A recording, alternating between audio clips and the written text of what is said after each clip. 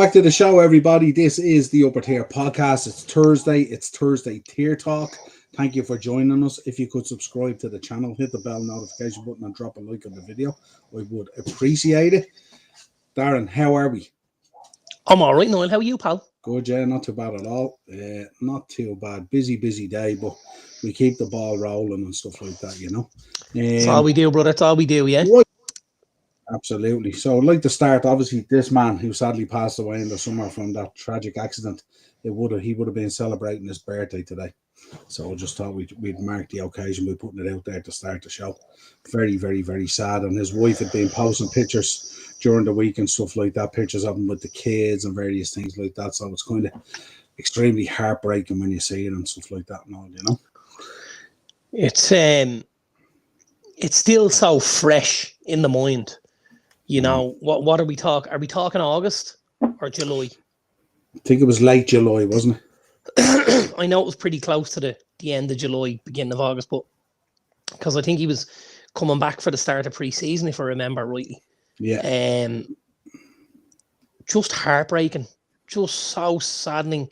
A young guy in his prime, obviously just married very recently, a beautiful wife, gorgeous children and stuff like that, and for his family to be robbed of him, it's a bitter pill to swallow, to be honest with you. Really sad. All right, just 1 second.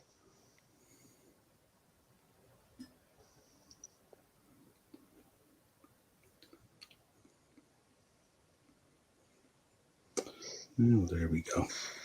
That's more like it. Yeah, very, very sad. Very, very sad. And, you know, it'll live long in the memory and stuff like that. And, you know, we've seen even there last night with the Sunderland game, Granite Xhaka laying a wreath at the memorial and stuff like that and all, you know, very, very sad. And, of course, you've seen the video there a week or so ago. Dino was over there and he laid some flowers for us and stuff like that as well, and a scarf and stuff, and also very, very, very sad. So we're still thinking about you, brother. We're still thinking about you. Absolutely. Forever, you know, and it's obviously, you know, we've been there as well.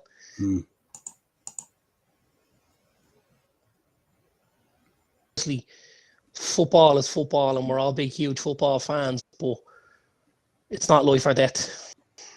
And just to pay your respects to this guy and to his family and to the club, because, and I've said this a few times, and people might think I'm not sure. I think this plays a huge part in how things are going at the minute at Liverpool. If you look at a lot of the players that were there last season, they're flat. You know, it's got to be very difficult to focus on football right now. I know it's their jobs. I get that. I do. But I think on the personal side, it's just so difficult with what these guys have lost, you know, and I don't think that can be underestimated at times. Yeah, absolutely. Right, let's kick on anyway and have a bit of more reflection. Let's reflect on the game so far, including this evening's. But we'll start off, Everton picking up a big win at Bournemouth. Really big win. Two very good wins on the bounce for Everton away from home. And they obviously took a bit of a beating at home to Newcastle at the weekend, but they were able to come back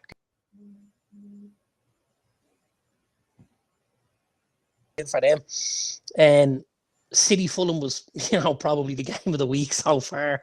You know, City look like they're on the yacht basically after a certain amount of time. And you're thinking this could be any score. I said at one stage in the house, I said they could get to 10 here. That's what it felt like. You know, they were literally just popping the ball around. You're thinking this could go anyway.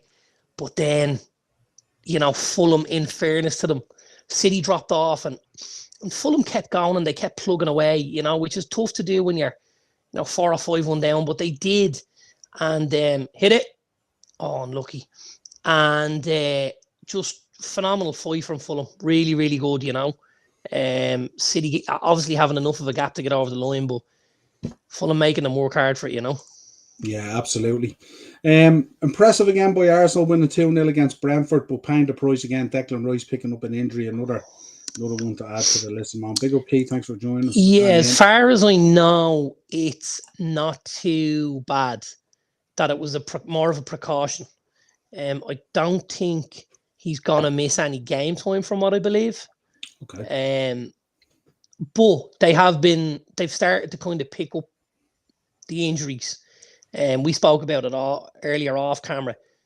I firmly believe Arsenal win this league title, and when they do, I think it's going to be the amount of clean sheets that they've had that we'll look at and say, this is what won them the league. If you look at even the other night, they're 2-0 up against Brentford, and David Raya makes just a phenomenal save from the header from Kevin Shaddy from the corner to keep it at 2-0, to kind of extinguish that Brentford fight.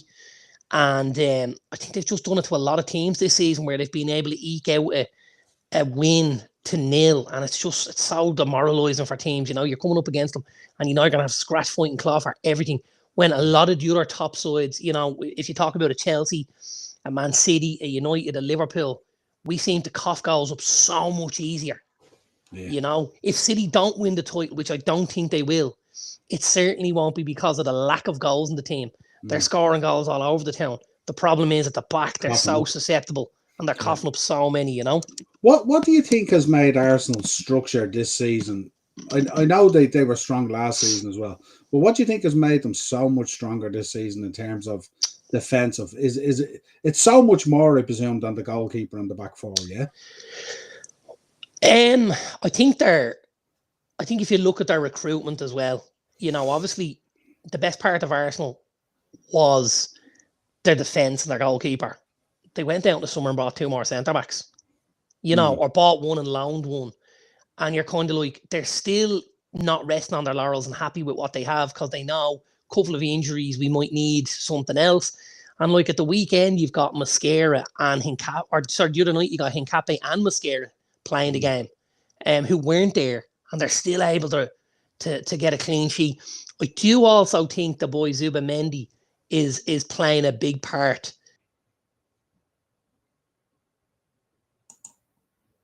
and stuff like that, and he seems to be able to screen that back four very, very well. If you look at City, you can see they're missing the Rodri, but I think the boy Zubimendi is doing the job very, very well.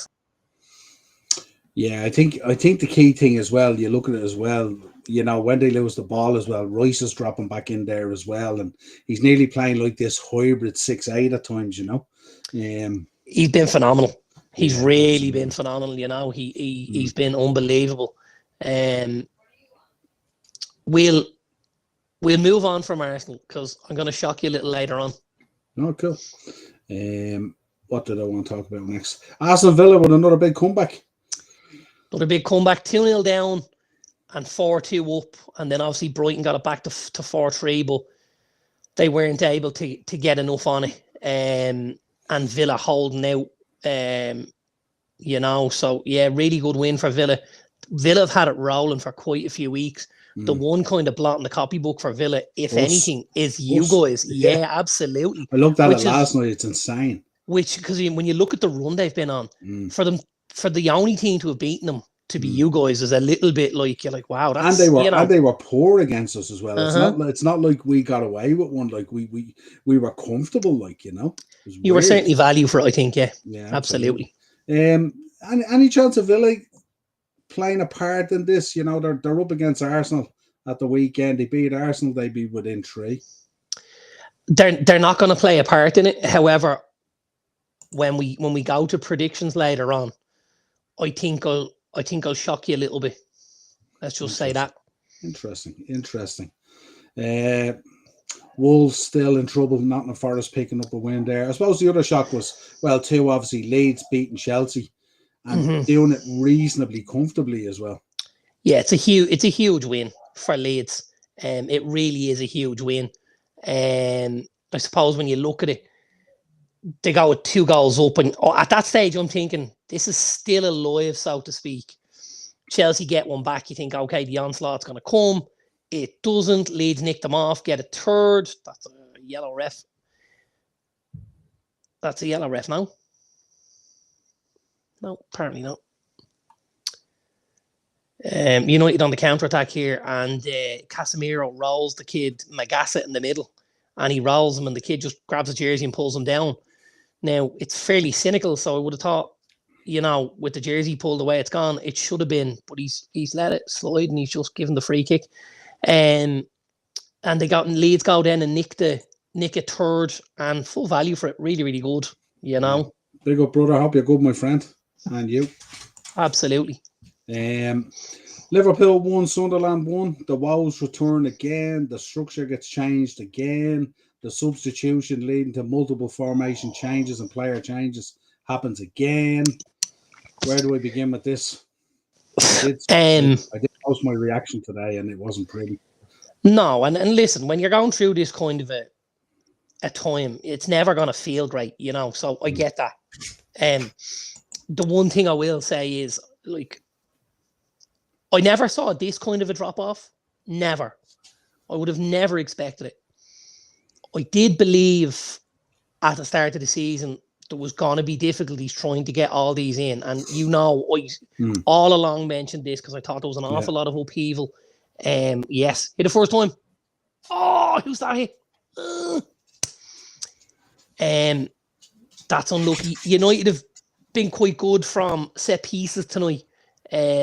Not just throwing them into the box. There was a nice variation in the first half. Yeah, you keep going. There was a nice variation in the first half. And there's another nice variation there. Fernandez plays it to Ahmad. Ahmad cuts it back to the edge of the box to Mbeumo. And Mbeumo lets it go. And it looks like it's probably heading in. Other than, I think there looks like there's a West Ham player gets in the way of it. But that's 2 or 3 times now United have changed it up from the corners, and they've had a little bit of success. I wouldn't be surprised to see them maybe grab something from something like that. That's a free ref. Now, ref, come on. Sorry, no, that's okay. I just kept waffling, so don't worry. Refs. I thought ref was really good in the first half. He's certainly having a good game, in fairness to him. And the only thing I would say is, that's a good effort. The only thing I would say is, he's let a couple slide in the second half. The boy Magassa should have had a card. He hasn't. And I feel like Mbeumo got fouled up the other end a minute ago. And he also didn't give that. He gave it the hand and the get up, you know. So just got to be wary of this. I do think United so far, with the variations they've used from the set pieces, the free kicks and the corners, have looked very, very good. And if we're going to nick something here, I wouldn't be surprised to see it be from one of those set pieces, you know.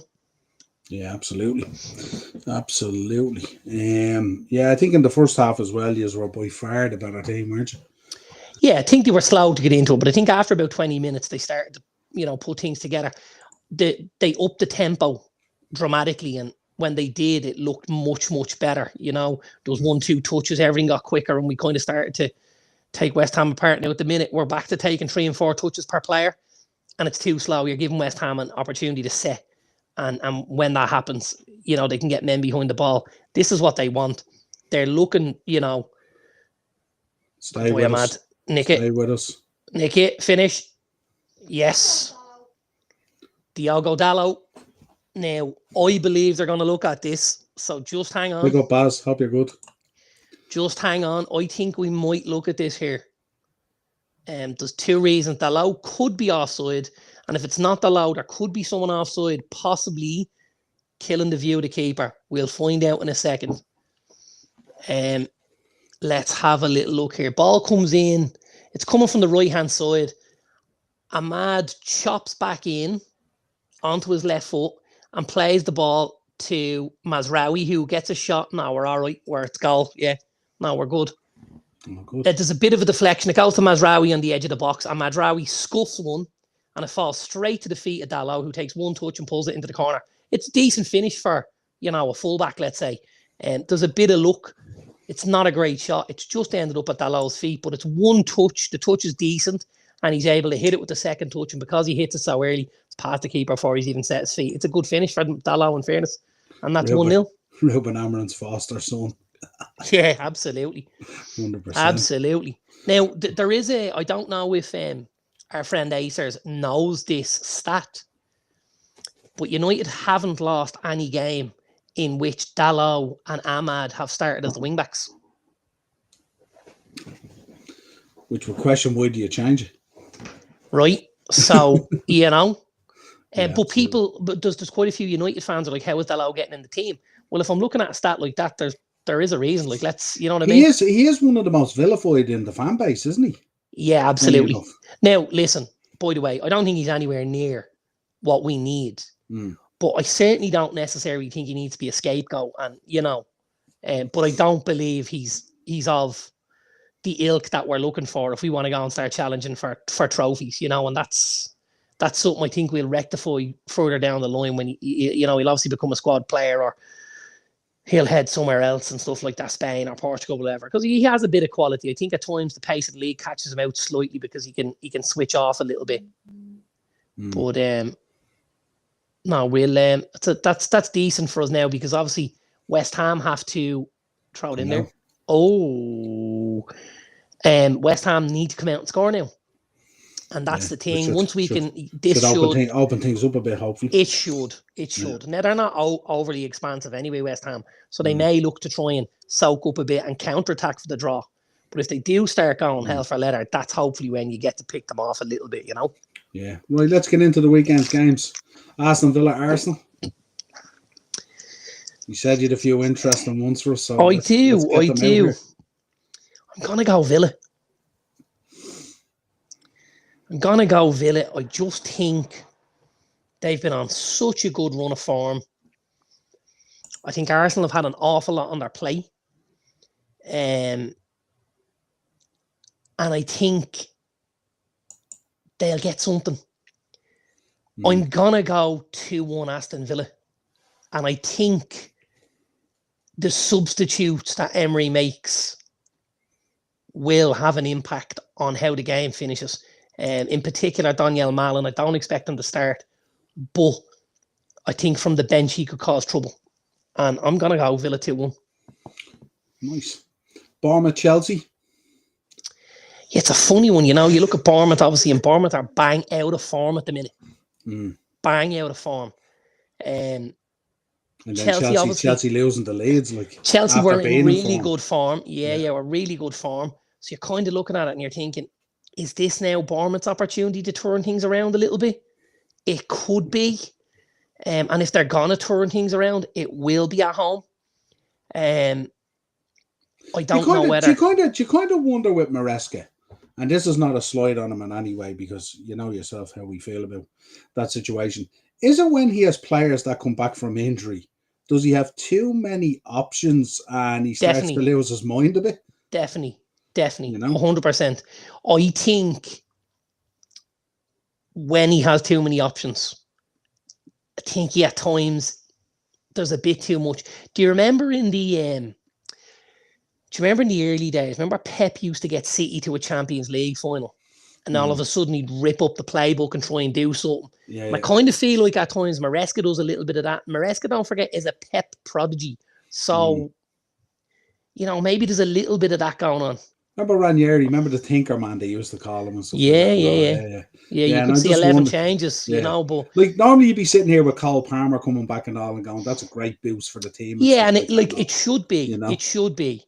But again, the boy Caicedo's been unbelievable. And was missing. He really last has. night, obviously. And was missing, and will miss again because he's still suspended. It's a straight red. So it's a 3-game ban, so he's still got time to serve, which means, He should have got a 6-game ban for that acting, in fairness. Listen, I think it's clever what he tries to do, I think it's clever what he tries to do, but I think the ref did really, really well to decide, you know what, I think we need to have another look at this, and obviously VAR played their part and stuff. The ref knew what he was at, though, didn't he? The ref knew. So he went in, stood showing. He was hardly going to hurt himself, Yeah, there should have been. There should have been. The ref should have had him. I'm going to go... Do you know what? I don't think that's a terrible shout at all, Joanne. I'm gonna follow you. She's been landing a few as well. She's been landing a few, in fairness. I'm going to go with you 2-2. Good. Everton, Forest? Just don't know with this game, to be honest with you. Obviously, Forest have been very, very good since Dyche came in. Much, much tighter at the back. Everton don't have a lot of goals in them.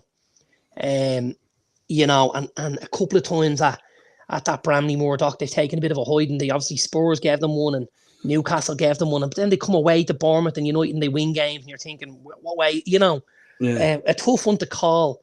I wouldn't be surprised to see an L1-1 draw here. I think that'd suit everyone and they just keep moving, I don't know if you saw it, but there was a lot of support for Super Jack Grealish the other night.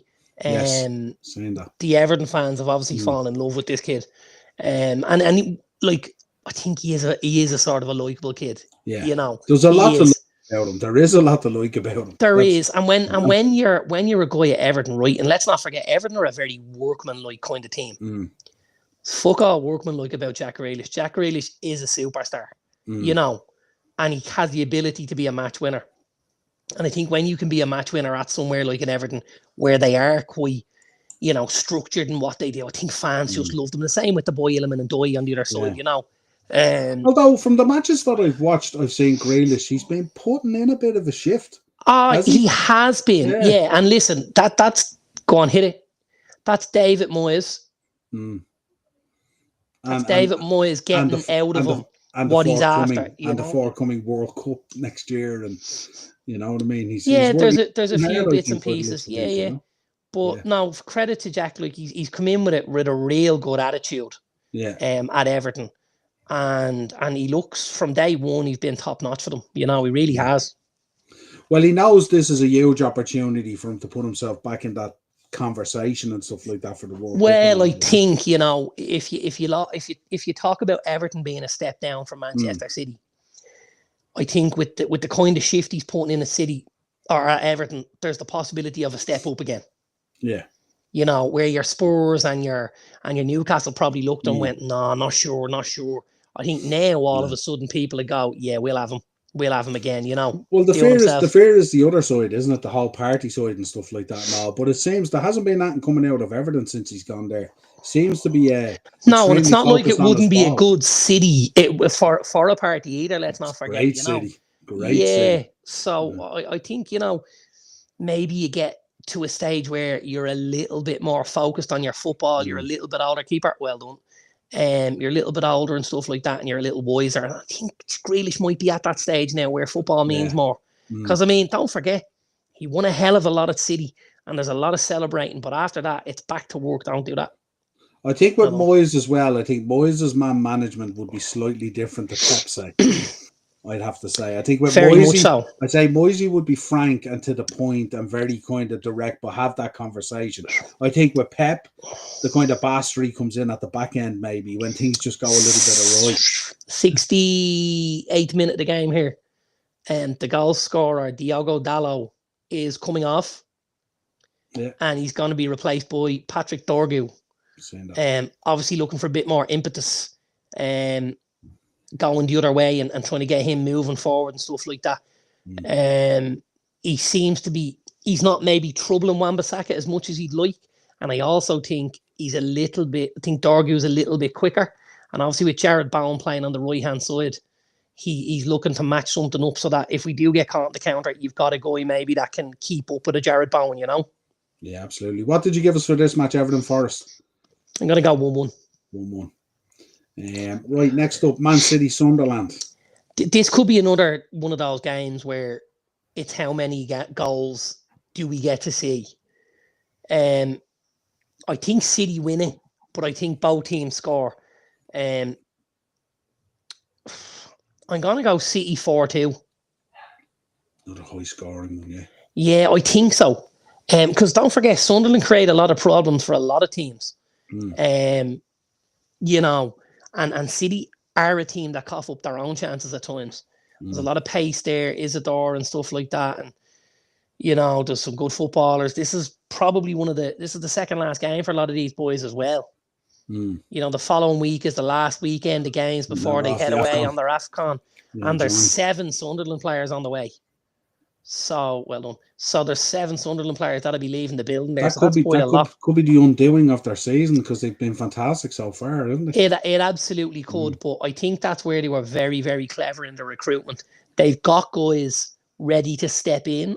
They won't be of the same standard, but they'll have guys that'll put in performances especially at the Stadium of Light. They'll pick up a couple of points, and when the boys come back, I think they'll be far enough out of it that they won't be involved in any conversation, to be honest with you. Without looking, do you know who the key players are that leave for the AFCON? Is there anyone there that's like, who's the kind of top 2 or 3?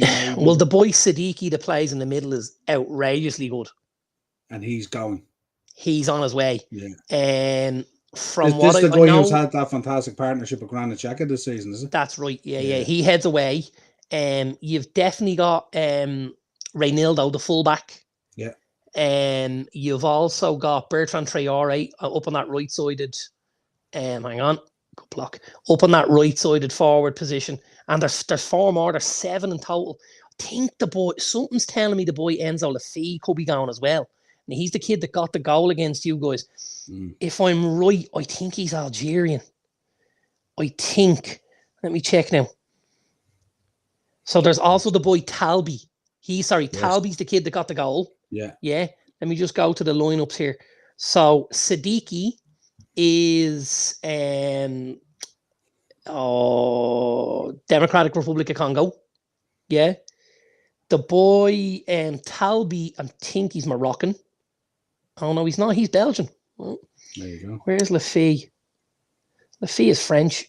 Yeah, sounded the Lafay sounded very French, all right. Yeah, well, no, I know the boy Reynildo's gone, and then there is a couple of others. There's 7. Simon Adingra, Bertrand Traore. Yeah, so there's 7 of them on the way. It's definitely quality in the building, isn't it? Yeah, there is. Yeah, there is. Interesting. Tackle just offside there. Well done. So you went for United. Yeah, I'm going for 4-2 City. Good shout, Joanne. I'm going 4-2. Yeah. United just stepped off a little bit here. They're just giving West Ham a little more of a foothold in this game than I'd like them to. Because it is only a 1-goal lead, don't forget. I'd like to see a little more impetus. That's good from Xerxes, well done. I'd like to see a little more impetus going forward from United. Try and keep things quick and sharp like they did in the first half. When they really built, We'll see. Yeah. Newcastle, Burnley. Yeah, I think this will be Newcastle, to be honest with you. Shocked they didn't manage to hang on against Spurs the other night. They should have. They were the better team. They deserved the 3 points.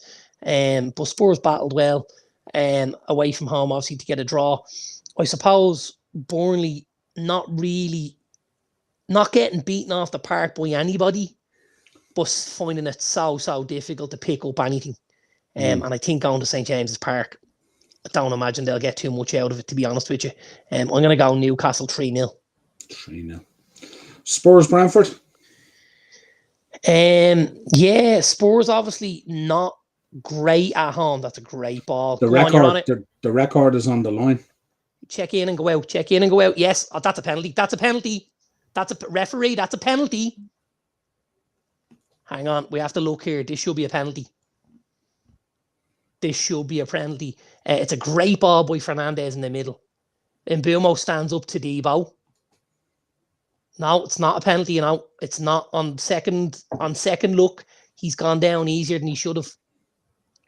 There's not enough contact. The ball falls to Cunha on the edge. Cunha smashes it and it hits one of the West Ham defenders and loops out for a corner. They won't look at it. It's not a penalty. First glance, I thought it was, but it's absolutely not a penalty. And Mbumo went down looking for it, to be honest with you. Yeah, the record's on the line here now on Saturday, because Spurs last weekend they equaled. Was it last weekend or was it? I think it was last weekend. They equaled. No, it would have been the weekend before. I think. No, it was last weekend, was it? They equaled the last time they were at home. Anyway, they equaled their record from 2004, 1993 of 10 home defeats in a calendar year. Yeah, they've been at home. They've been so poor. Would you fancy Brentford against them here, being so poor at home? Yeah, and here's the thing about Brentford. We know they're a real good side. They're a better team at home than they are away. But that's crazy, Casemiro. But they've troubled a lot of teams. And if you look at the other night, only for that save from David Raya, you go into the dying embers of that game and it's very much alive there. Yeah.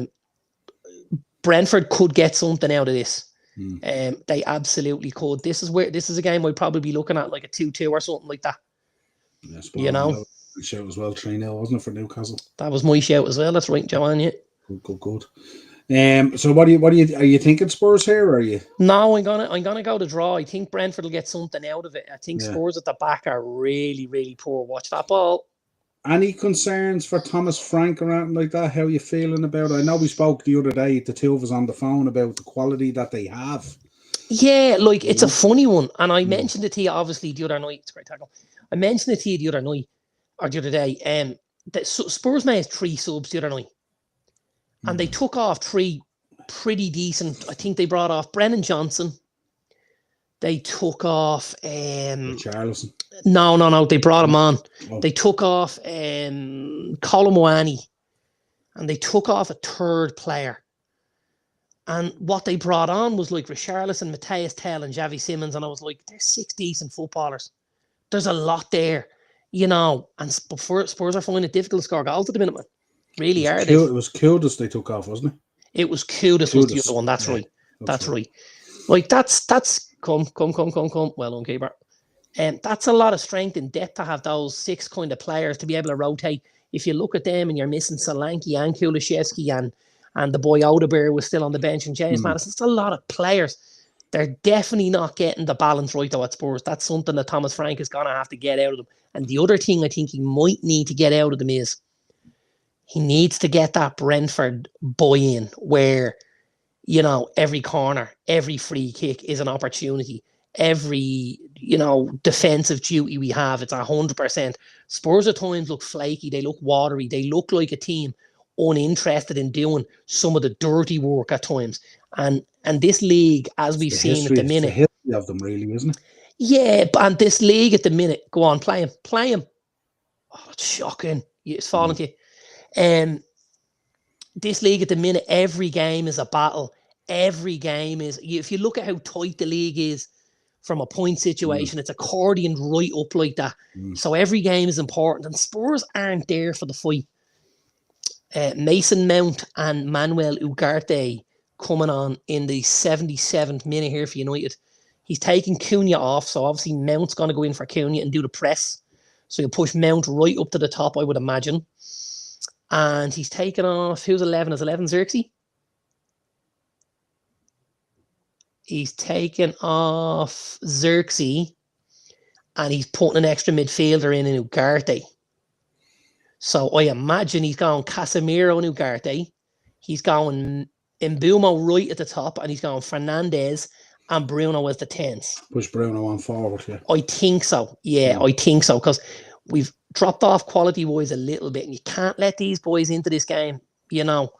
You got to get a second here and try and finish things off a bit. You off to bed? Okay. Letters. There you go. Letters. Spot the kid that goes to the Irish Guild, huh? Yeah, for our non-Irish subscribers, that's the toilet. Yeah, in Irish. In Irish. Most kids just say they were going to the toilet, but obviously your man goes to an Irish school, so it's letters. Great touch. Go on. Anyway, the final game, the 5:30 on Saturday, the 4th installment of this easier run that we're on. Leeds United at Ellen Road versus Liverpool. Yeah, I don't know what's easier about it. Nothing. Wan-Bissaka's just come in there. Now I have to tell you,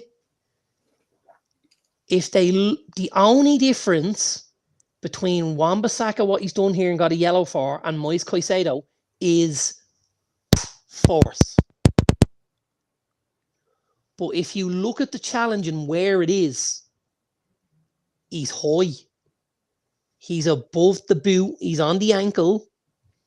I would say the force stops it from being a red card. So unlike Star Wars, don't use the force. Don't use the force. I think the refs got it right, by the way. Me visibly, I can see it different in the two tackles. You know, where Wan-Bissaka goes but doesn't fully go. Whereas I think when Caicedo went, he really went at it, you know. And that's obviously what got him in lumbar. And the fact that the ref's seen it as well is, you know, impressive as well. Yeah, that's a great ball. Yeah. Super cat. Oh, well done. Careful there, lads. That looks like football. I have no doubt about who tonight's man of the match will be. That's brilliant from Bruno. About who tonight's man of the match will be. And if you've seen any of this, you know, Aaron Wan-Bissaka has just been superb all night. Has he, yeah? He's just been superb. Now, listen, when I say he's been superb, he's been superior from a point of view of, those last ditch tackles that he was always very, very good at. Yeah. Where he's hooking the ball with the leg and he's stretching and he's 5 or 6 times. Now, if he plays for United, he still does that, but he gets the ball in a much higher area of the pitch and he doesn't necessarily have the quality. So, I don't want to read in the morning lads wailing that, should keep Wan-Bissaka. Yes, he does a certain amount defensively, but at Old Trafford, we can't be going in with a guy like that who's as blunt going forward as him. So let's not be playing that fiddle in the morning. Touch. Great ball. One time, first time. It's starting to heat up a little bit now. Just starting to heat up a little bit. Where they had dropped off. The introduction of Mount and Ugarte has just brought a bit of impetus, and Dorgu as well. The 3 subs having what you would call the desired effect. And now they're sort of playing the game in the West Ham half again, much higher up and in control of it, rather than West Ham being on the offensive. Leeds Liverpool. Tough game. Tough game for both teams. Obviously, Leeds will be high. If anyone's going to cough up a couple of goals to them, it will be Liverpool. As Chelsea did. This could be another awkward day at the office for you guys. It could be. Surely if he loses this, he has to go, doesn't he? I would hazard to get in. I mean, because after that, up next is Inter Milan. And that's brilliant. There's a decision being made on that as we speak almost. I don't think you're getting to the Leeds game without conversations being had in the background where there's, markers being laid out that, if we do lose another one, it's an automatic. If it doesn't, maybe if we fall over the line, we let it roll. But I definitely think there has to have been conversations. You daily wonder, and this is my conspiracy theory hat going on here, my tinfoil hat. Has the little bit of the drop off at Bournemouth been because there might have been a conversation? I wouldn't have thought so. I wouldn't have thought so.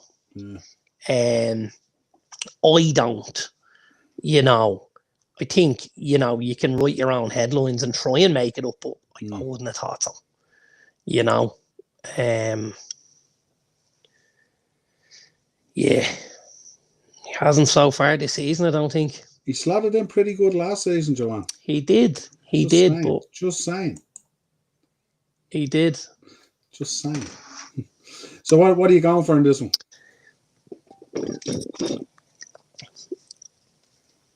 I'm going to throw you a lifeline. Before I put my Clubberlang pain prediction on the screen. I'll go. I'll give you a lifeline here. I'll go 2-1 Liverpool. Darren, you need to give us an update from the game. I'll stay with you.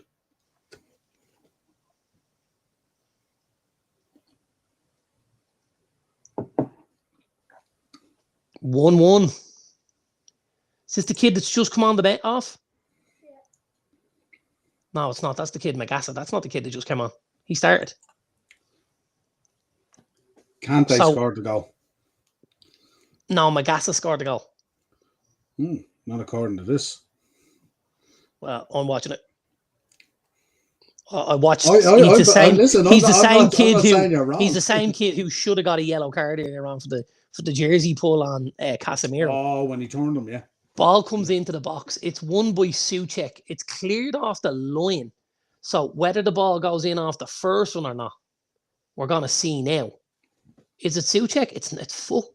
Pardon my French. It's Jared Bowen who wins the header. It's cleared off the line by Mazraoui, and it falls to Magassa, who slots it into the corner, and it's 1-1. There we go. Interesting. Last 10 minutes probably, plus a little bit of stoppage or whatever it is. And this is something I did talk about earlier. Yeah, had dropped off a bit. And I said we dropped off a little bit. Now he had just come back into it. West Ham nick a corner, and from a set piece we are level. Did you from the changes, as you said, you were progressing more in their half again? Did you leave yourselves a little bit open? No, I don't think Were so. you a little bit more solid prior to Ungarte coming on and No, stuff? no, I don't think so. It's a set piece. Again, I'm not watching it, so I'm getting your opinion. No, I definitely feel like we started to up it. That's you're in trouble there. That's a second yellow. Wan-Bissaka is gonna walk here. Wan-Bissaka is gonna walk here. The ref hasn't blown up yet. He's got to come back for it though. He's got to come back for the card here. Don't foul him, Shaw. Now hold on. He's given Shaw the card. You've got to come back for Wan-Bissaka. Referee, stop the lights, will you? Don't think he went back. How's that a yellow? For Shaw or for? Well, how is it not a yellow? Second yellow. Well, Shaw's a yellow, but how was Wan-Bissaka not a yellow?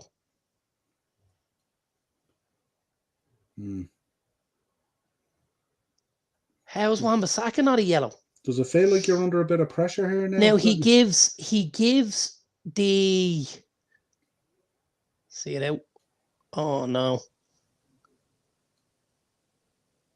He gives the advantage because we had the ball. However, if he'd have blown, he would have had to card him. He'd have had to card him. And it was a card.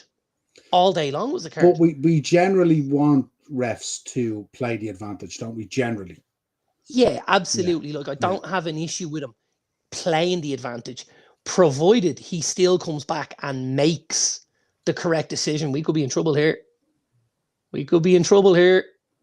That's a great tackle. Is that Lenny Yoro? It's a great tackle. Oi. Right, throw me my lifeline here. Yeah, Liverpool 2-1. Very good. I will take that all day. Yeah, I imagine you might. Tough Inter Milan game coming up next week as well, I think.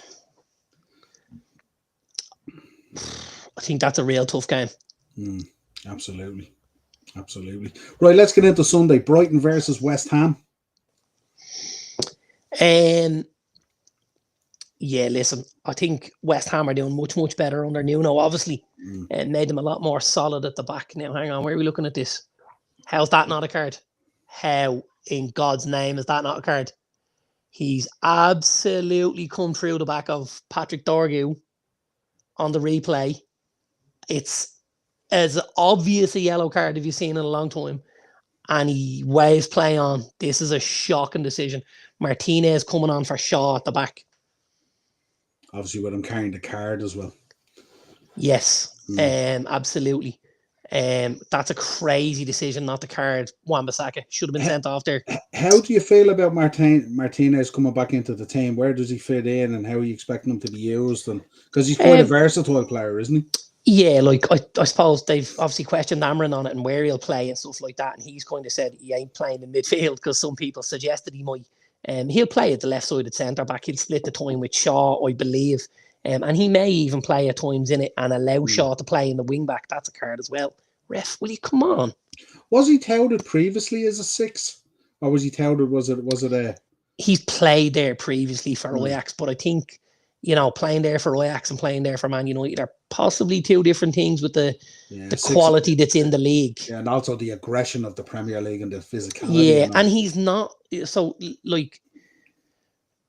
structurally, he's not a huge guy, but I think the other thing is he does lack a bit of pace at times. 88 minutes on the clock here. United's knocking at the door, but nothing opening so far. And don't forget, they are now without a striker because Xerxes has left the building. So you're down to Ahmad, Mbumo, Mount, Fernandez, something like that. So there's no point in throwing the balls into the box. We haven't got anyone who's going to score a header, I don't believe. So we're looking to break something down, little one touches on the edge of the box. Got to try and draw them out. West Ham, a line of 6 across here. It's good from West Ham. It's exactly what Everton did, in fairness. That's not good from Dorgu. Needs to do better there. Hang on to it. Yeah, well done. Recycle it. Come back into the hole. Don't give it away there. It's still pushing here. 89 on the clock now. Don't throw it in the box. Yeah, good. Oh, you still have it. There's been opportunities to cross. He's just thrown it in. But why you're throwing it in with Max Kilman and Jean-Claire Todibo is beyond me. Like, they're two absolute. That's what frustrates the hell out of me week in, week out with Liverpool. Frustrates the hell out of me. Throwing balls in like that. When you've no one in there that's going to do that, and like, you know what I mean. Throwing balls in. Because they're throwing ball in. Generally, you've Ekatike or Isaac. Like, they're two big dudes. Do you know what I mean? Like, yeah, but even looking at that Sunderland game, Sunderland were eating them up all night, and especially with the keeper as well. He's a fantastic keeper.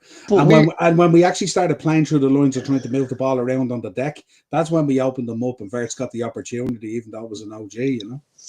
5 minutes of added time. Stay with us. You need to win that quicker. Right. That's a free and a card ref. No, not again. Brighton, West Ham.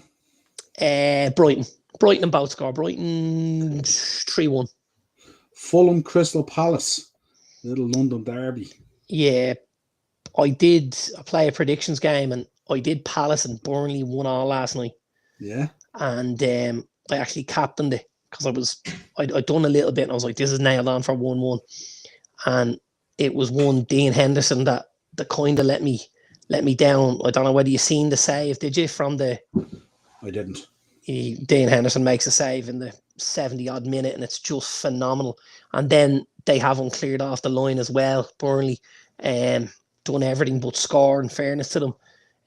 Palace so good at the back again, building a structure. The boy Daniel Munoz, who we've mentioned, Mark Gahey, Lacroix, Tarek Mitchell, Wharton, just super footballers, and putting a shift in. Let's go play.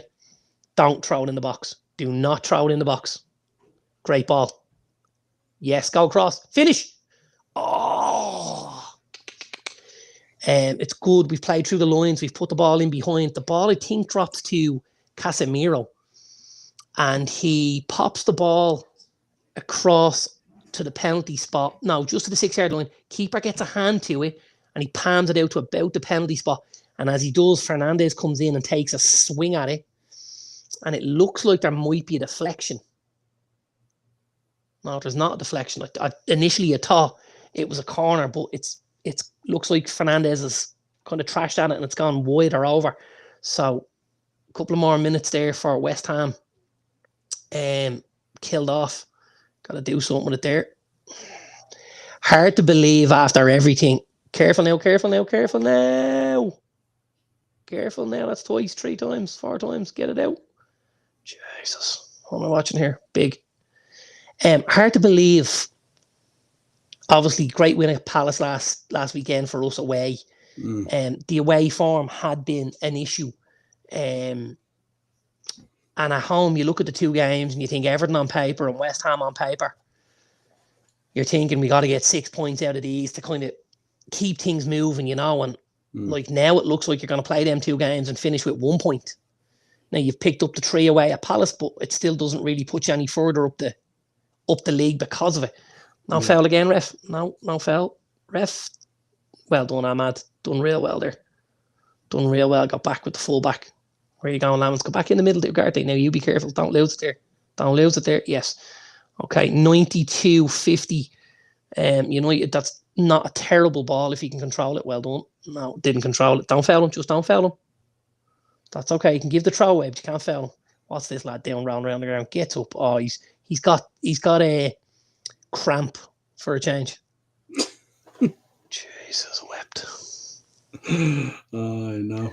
What are you going Fulham Palace? Palace 2-1. The bets are going to be interesting later, that's for sure. They're going to be very interesting. They've given man of the match to the boy Magassett in the middle here.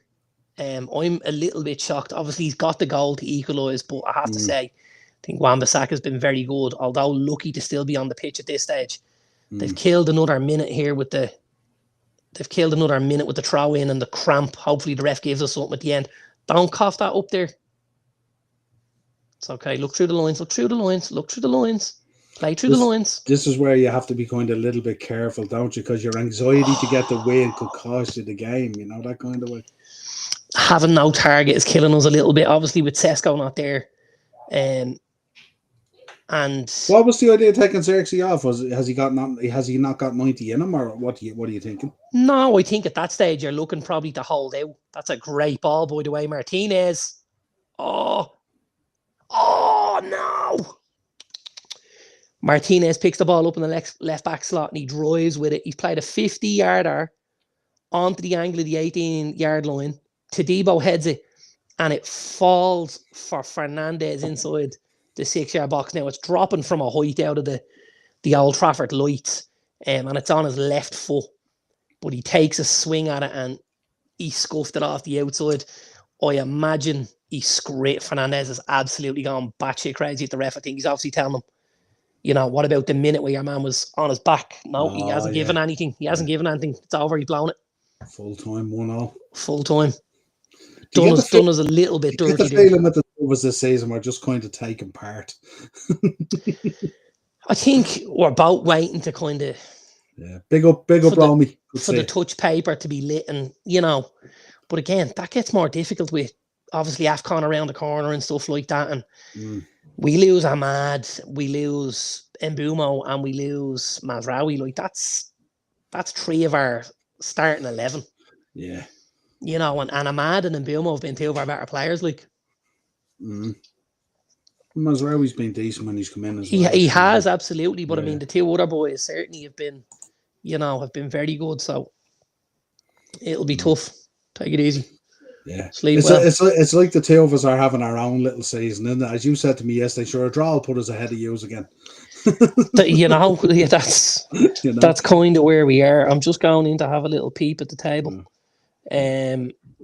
Because obviously games are played now. So yeah, now listen, here's the thing. This is the crazy thing. Yeah.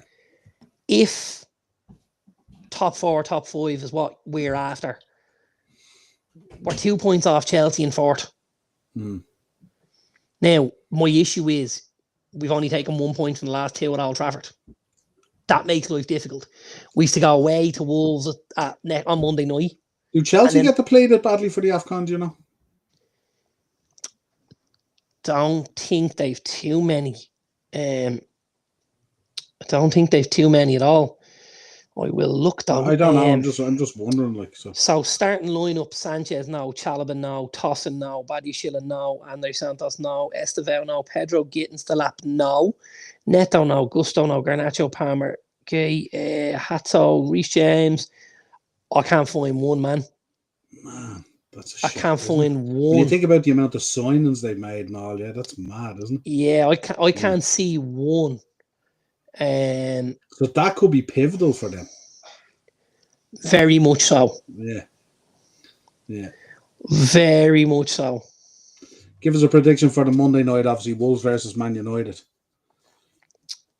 You should do a number there, should you? 2-1 United. Yeah, 2-1. Yeah. Rolmy's in, he says it could be worse. He said you could be drawn with Rayo, Elche and Girona. Yeah, absolutely. What do you make, Rolmy? What do you make of Madrid at the moment? They have no African players currently in their first team squad. Wow. I wonder is that the first time?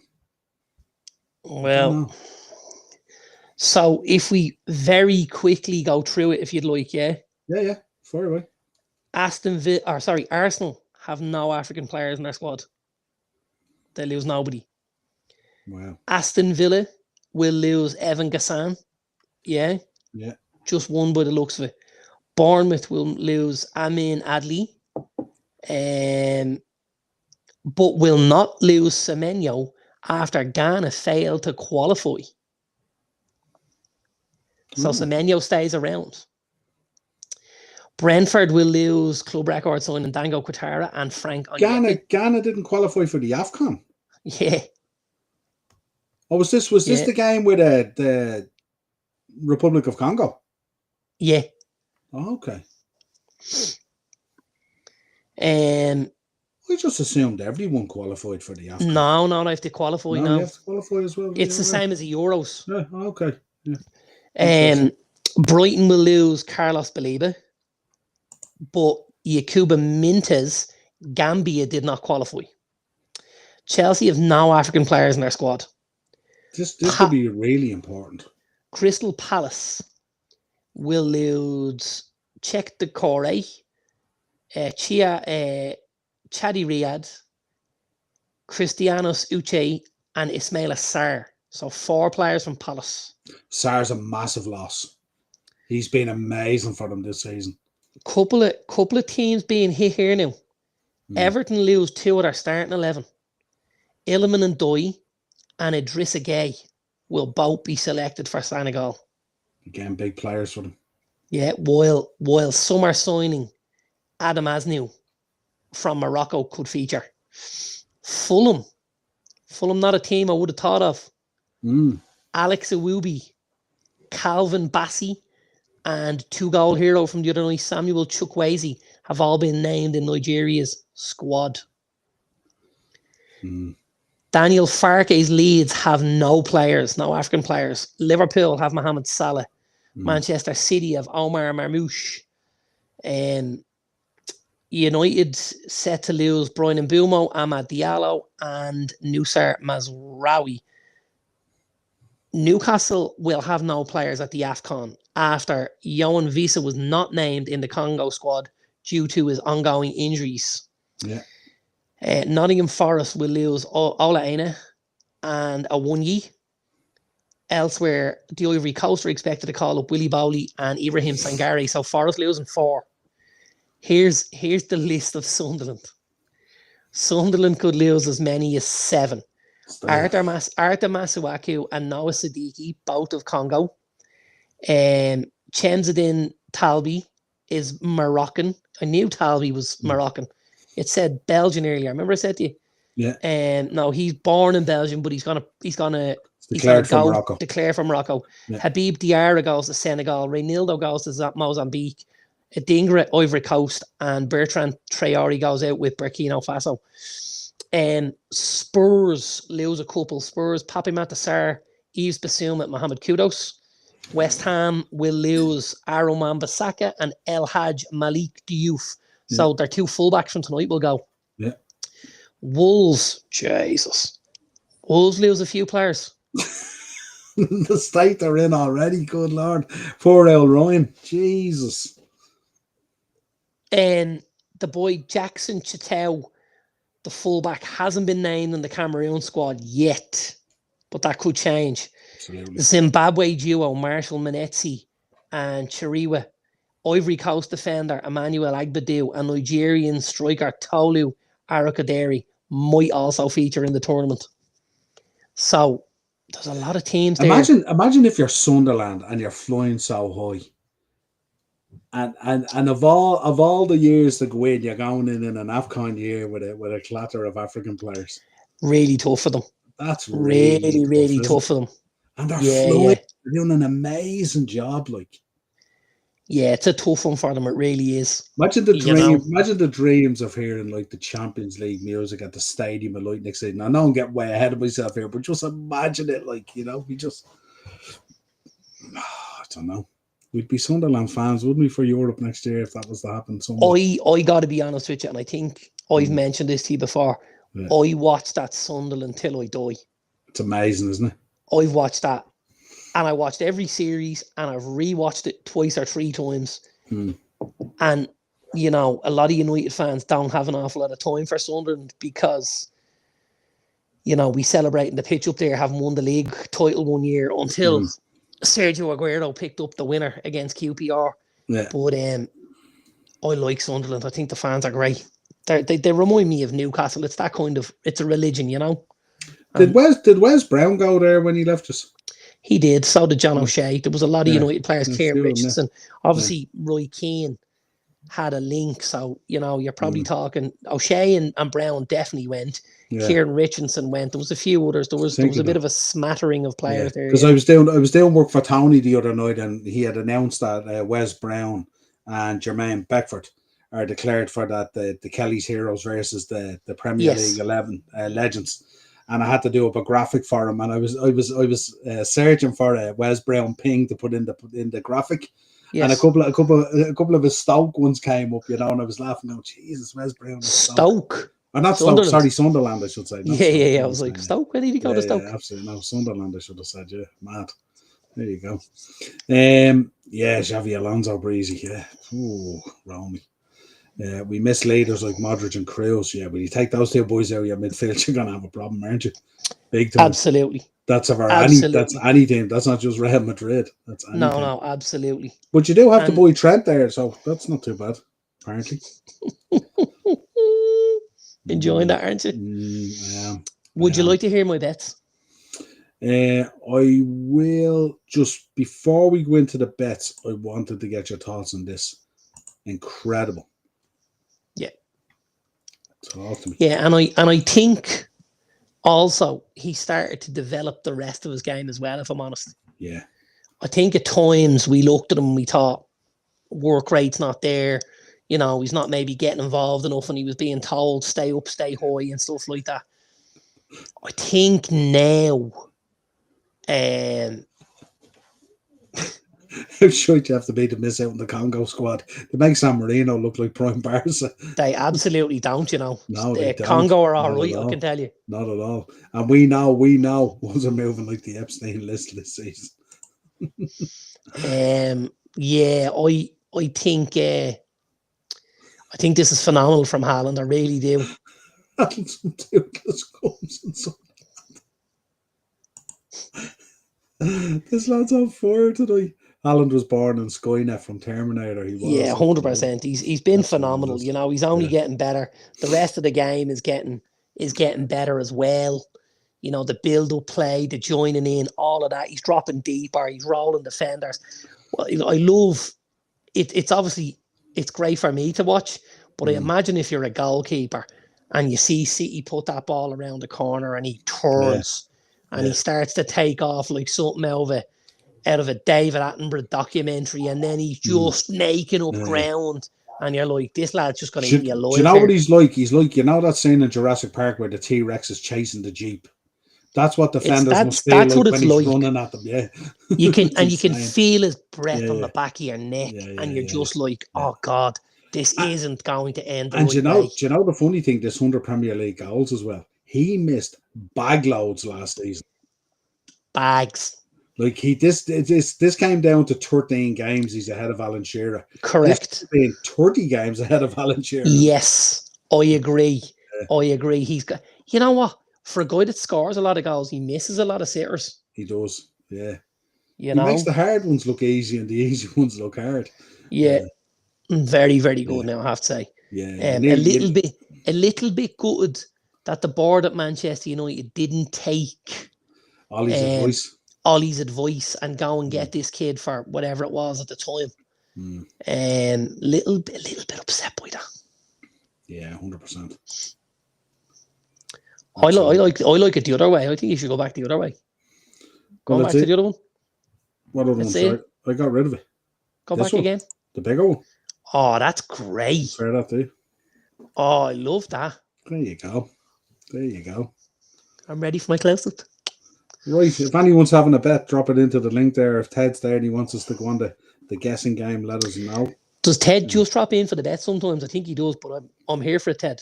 He does like a bet, all right. I did two for you, so I did your two favourite bets, but I'll let you show first because you've been carrying us on the beat. So I did two as well. And what I did was I did me old faithful, which was result on both to score. And then I mixed my cards and my to score assist.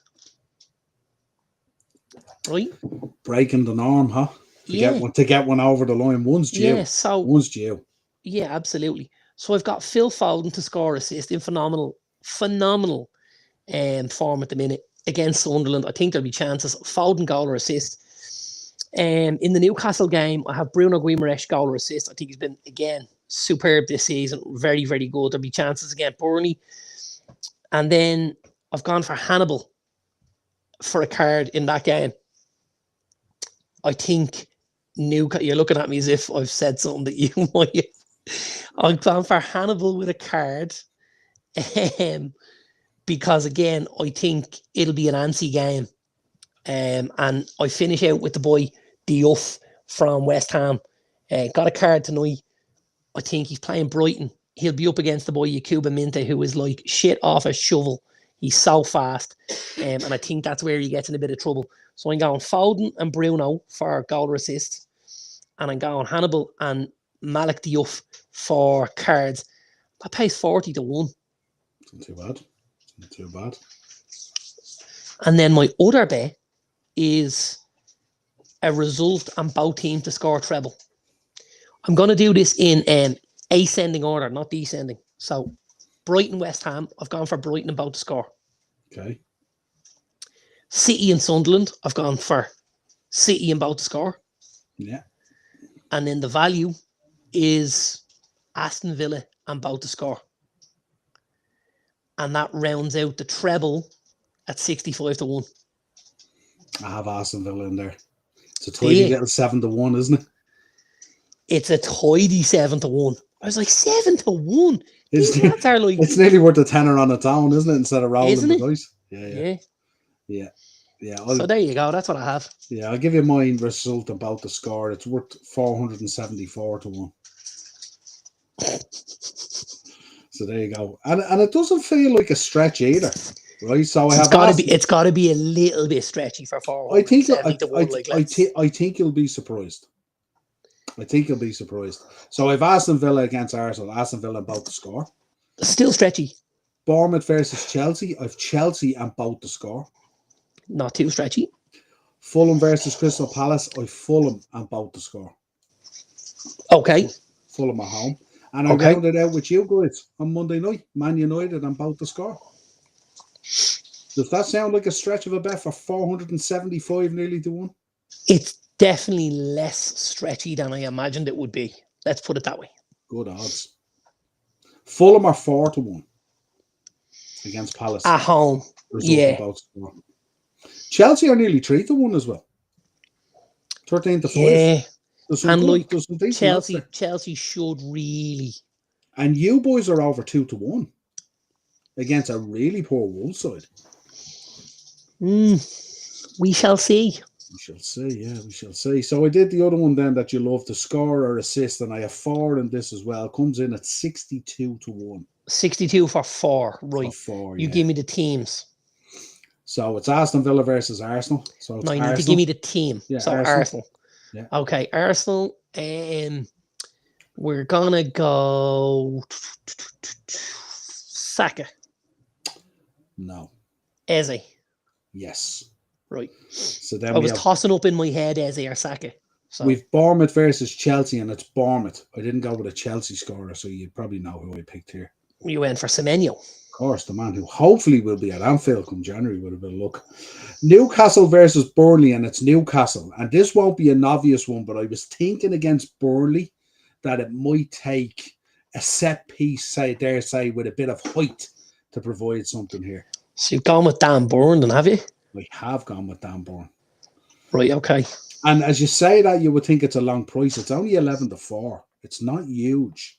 And he has been because he gets involved with with. Well, I was thinking maybe with a corner and all against Burnley, he'd be that strong guy. Yeah, possibly. And if he didn't score, he might head back for the assist. And big shout out to Martin Dubravka.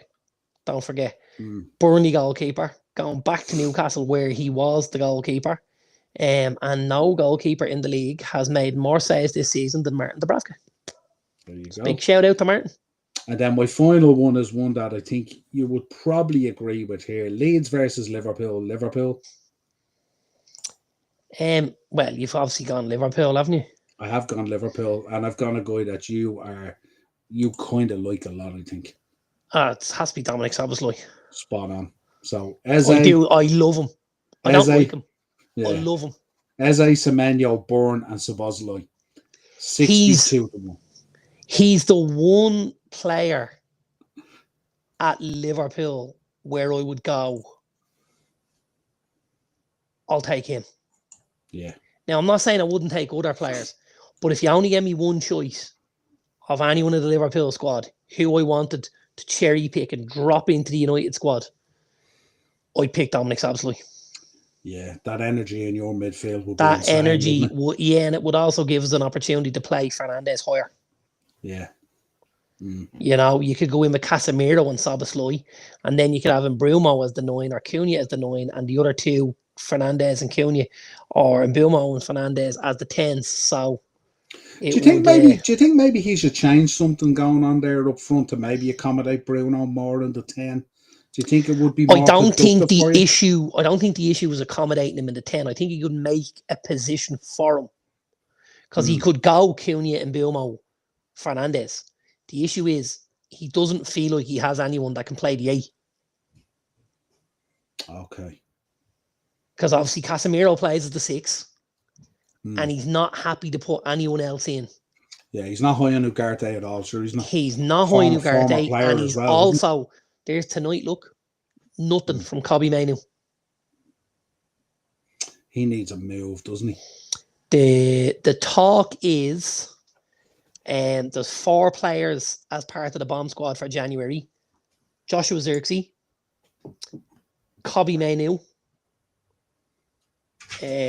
Terrell Malacia, and there was one other. Who was the other one?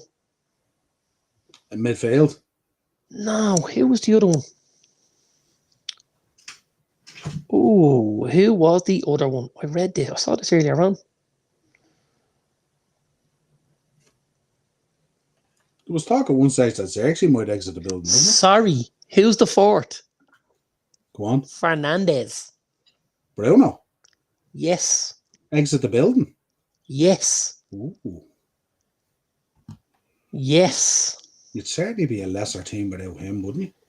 Well, the talk is to get rid of him to free up funds to go and try and add one of the midfielders. So trigger that big deal to Saudi? Trigger the deal, get it done, get it over the line, and then be able to go in and try and get yourself an Adam Morton or a Carlos Baliba or my choice, an Elliot Anderson. That's what it's looking like. But I'd be very interested to see United post Bruno. Be very interesting to see. This one here, this Chiesa thing. Listen, this fried my brain this morning on the match reaction. The way that Slot was asked about that goal, we nearly coughed up at the end, and he turned around and he downplayed what Chiesa did and spoke all about Alisson. It's fucking shocking, man. Sorry, Ugarte is the other one as well. Yeah. It's Ugarte, Mainoo, Zirkzee, and Malacia. And then if the big offer came for Bruno, the talk is they would allow him to leave on the basis that they could bring in, a younger version to play midfield on the basis that we have 2 more creative players like Bruno, obviously in a Cunha and an Mbeumo type thing. So you'd be letting Fernandes go. You'd be getting the wages off the books. You'd be getting 70 million. And then you'd be using that to try and shoehorn an Adam Morton or an Elliot Anderson in the building. Be interesting to see Mainoo if he gets a move, how he gets on and stuff like that. More, There's got to be suitors for him. There's got to be suitors for him. Yeah. We spoke about it yesterday. Was it yesterday or the day before? Tottenham are non-existent in midfield at times. Non-existent. Yeah. The boy Pellegrini is very good. And the kid whose name is evading me again, like it did. Bergvall. Bergvall, very, very good. But I think Spurs could do with somebody. Bentancur was pretty good until he got that injury, and he's come back off the injury now, and he looks like he's just, it's like he's caught up or something, What's he do? Well, he's not doing that at the moment because he just can't move by the looks of things. But what does he do in general? Is he offensive? Is he defensive? Is he box to box? What is he? He's a hacker. So he's shit. He breaks up play at a time where you don't get away with breaking up play the way. But they've got Pellegrini to do that, so then they need somebody who can dictate tempo on the ball. Pellegrini, in fairness, he's gone in and he's looked way more skillful. Pellegrini looks like, and don't forget when Pellegrini was at Fulham, you would have said work rate, endeavour. Puts a shift in, blah, got to move to Bayern, comes back. At Spurs, he looks like the footballer because the other lads are so fucking deficient beside him. Spurs have the dough, you see. Unless you're This trying is Man it. U down the deal on the believer side of things, but Spurs have the dough, you see. That's and I United would. don't think Brighton are taking Kobe Mainoo as part of a deal. I don't think Well, so. you see, if Beliebers had quite the fall off this season, he ain't the Belieber of last season. So I've watched a couple of videos on this. And apparently the hierarchy at United and a lot of everything, a lot of what they're doing now is driven by data. And they don't have an issue with the drop off because certain stats are still where they would like them to be. Yeah. Plus there's an expectation that at such a young age you will have a season like this, but then you can then step up and go for plus that massive ceiling. Yeah. Now the thing is, here's my slight question with it. He definitely looks like a kid who's been affected by the chatter. Yeah. Yeah. In which case, is that something I'm looking to bring in? I don't know. Well, the intensity of that chatter when he puts a Man United shirt on. That would worry me slightly. Yeah. Again, I'm gonna say this every single week. I'm gonna nail my flag to the mast every week. Get me Elliot Anderson. Yeah. Get me Elliot Anderson. Now, I read during the week that apparently Manchester City have gone heavy on Elliot Anderson. Really? They were looking at Adam Wharton, and now they've gone heavy on Elliot Anderson. And you're like, Jesus, that gives a break here. Elliot Anderson looks like a guy who a jersey wouldn't weigh heavy on. Because there's huge talk of Rodri possibly exiting the building to Real. Yeah, which wouldn't be surprising. And that would then free up either a Camavinga, a Tchouaméni, or a Valverde to also leave the building at Madrid. Interesting. So there's quite a bit of meat on that bone. Be interesting to see which of the three exits the building. Well, I think the one that's played the least amount of football or has been able to garner the least amount of time in their chosen position is Camavinga. You know, Camavinga's played left back, he's played in the hole, he's played higher up, he's done an awful lot. Tchouaméni's either played in the centre or as centre back at times, and then Valverde's obviously done the job in the middle and at right back. And he's a captain. I don't know if they cash in on Valverde. Took Tchouaméni time as well to get into the side, didn't he? He was kind of in and out of the side for a long time, you know. Now, Valverde, don't forget, would be the elder statesman there. Yeah. So, I mean, if they were, see, there you go. Yeah. There you go.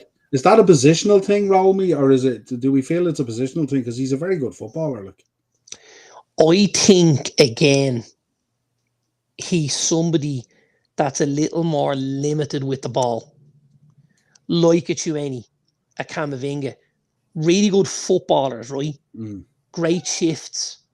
Will put it all in. But I think when you play for Real Madrid, you need a bit more. If you look at a Toni Kroos and a Luka Modric.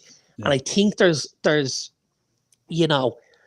technical deficiencies in Camavinga and Tchouaméni, which stop them from nailing down a spot in that midfield week in, week out. Well, you're not taking either of those two boys out of that midfield, no matter how good you are at Real Madrid with Modric and Kroos is there. You know, and now you're getting to a stage where, you know, Bellingham's nailed on every week as well. Yeah. So then you're fighting for another spot, and you know, and you know, Bellingham. A lot of questions surrounding him as well, hasn't there been? There is, but I don't really see it as much. To be honest with you, you know, you don't. It's not permanent. Yeah. I don't think so. Yeah. No, I don't think so. Yeah. Yeah, absolutely. Interesting. Well, listen, we better jump off anyway. It's time. Pleasure as always. Big shout out to everyone in the chat. Good to see you back, Breezy. As always, roll me, I should say, not Breezy, and there you go, 100% Dazzler. Yeah, absolutely.